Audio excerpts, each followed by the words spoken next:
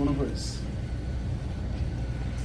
Brethren, commending these sentiments to your earnest consideration and invoking your assistance in the solemn ceremony about to take place, I now declare this night of sorrow over.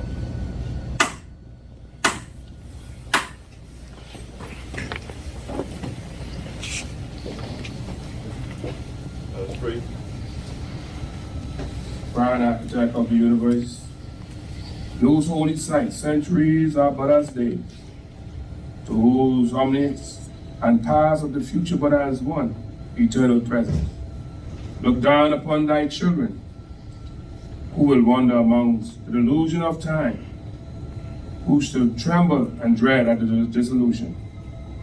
And shudder at the mysteries of the future. Look down, O God, we beseech thee, from thy glorious and eternal day into the dark night of our era, and presumption, and suffer a ray of divine light to penetrate our hearts, that in them may awaken and bloom the fragrance of life, reliant upon the promises and the assurance of a place at thy right hand.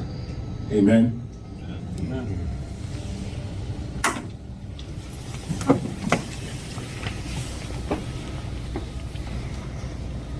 Brethren, in the midst of life, we are in death, and the wisest cannot know not what the day may bring forth. We live but to see those we love passing away into the silent land. Behold, this emblem of mortality, once the abode of a spirit, much like our own. Beneath these mountain canopies, once shone the bright and busy eyes. Within the hollow cavern, once played the ready, swift, and tuneful tongue. Now, sightless and mute. Its eloquence only in the lesson teaches us.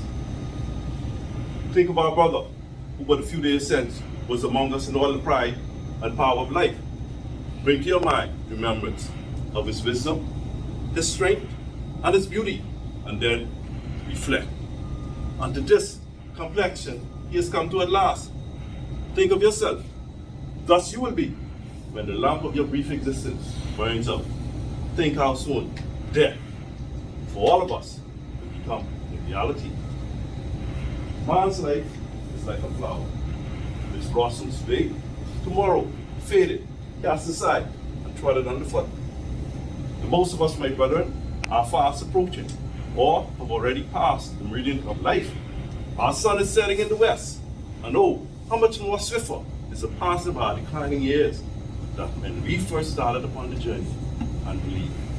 As the young are apt to believe that the roseate hues of the rising sun of our existence will always to be continued.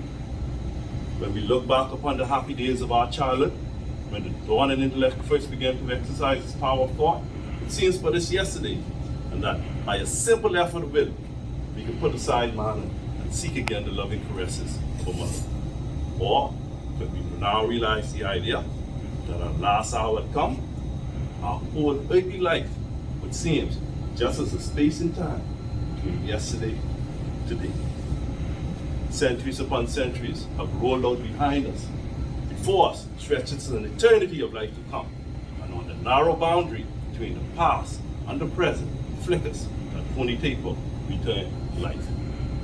When we came into the world, we knew not at what had gone before us, but as we grew into manhood, we learned of the past. We saw flowers bloom as they had bloomed for centuries,